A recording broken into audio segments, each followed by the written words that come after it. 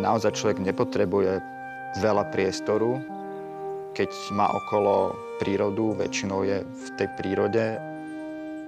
Mne príde veľmi fajn, že ten dom je celý taký kompaktný, že nemusí byť človek rozpínavý, mať veľké priestory na to, aby sa tam cítil dobre.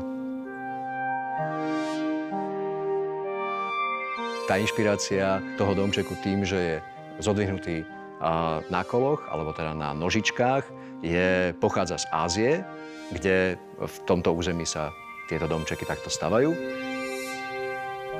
Kvôli záplavám, kvôli hadom a tak ďalej. Ale nám sa strašne páčilo to, že tým pádom môžeme využívať priestor pod domom. Nezastaviame reálne celý ten pozemok. Ten pozemok je veľmi maličký.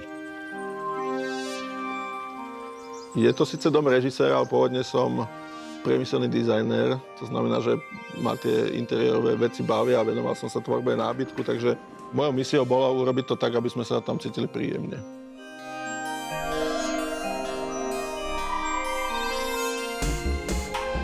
Mne sa páčila práve táto spolupráca, lebo Simo ako architekt, ktorý mal na starosti interiér s Jonášom, dokopy to tvorilo naozaj takú funkčnú trojicu. Áno, bolo to fajn, lebo každý do toho dal niečo.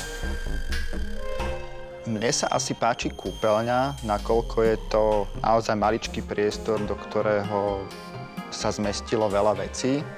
A tam to bolo aj také materiálové hľadanie, aby to bolo jednoduché, čisté a pekné, aby sa tam dobre cítili.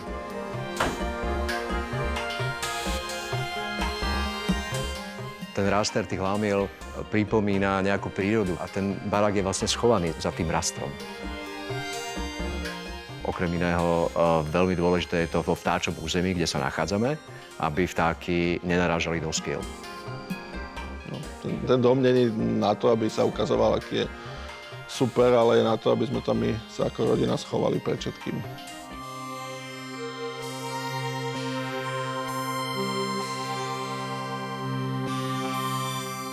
Úplně se tady jako cítíme přirozeně, protože je to možná tím, že je použitý přírodní materiál.